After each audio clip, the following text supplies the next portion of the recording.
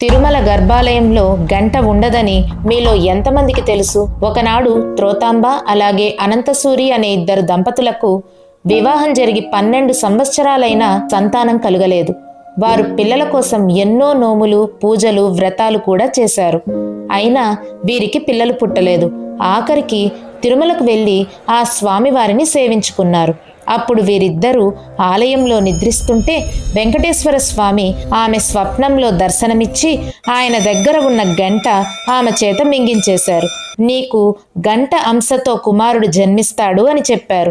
అప్పుడు స్వప్నంలో ఆవిడ ఆ గంటను మింగేశారు.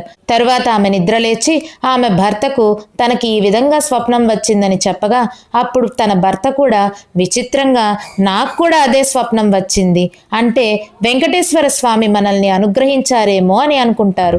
ఆ తరువాత రోజు పొద్దున్నే అర్చకులు గర్భాలయంలోకి వెళ్ళి చూస్తే అక్కడ గంట కనిపించదు. అది వీళ్ళే దొంగలించారేమో అని వీళ్ళని ఇబ్బంది పెట్టబోతుంటే అప్పుడు సాక్షాత్తు వెంకటేశ్వర స్వామి ఒకరికి ధ్యానంలో కనిపించి, వాళ్ళని ఇబ్బంది పెట్టకండి, వారికి ఆ గంట నేనే ఇచ్చాను, ఆ గంట అంశతో ఒక గొప్ప మహనీయుడు వారి కడుపున జన్మిస్తాడు అని చెప్పారు. వెంకటేశ్వర స్వామి చెప్పినట్టే వారి కడుపున వేదాంత దేశిక అనే పిల్లవాడు జన్మించాడు. అందుకే ఈనాటికి కూడా తిరుమల గర్భాలయంలో గంట ఉండదు.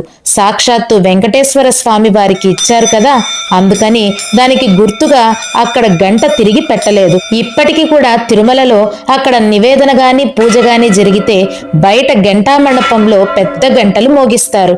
కానీ గర్భాలయంలో చిన్న గంట కూడా ఉండదు. మీలో ఎంతమంది ఈ విషయాన్ని తిరుమలలో గమనించారో కింద కమెంట్ చేసేయండి.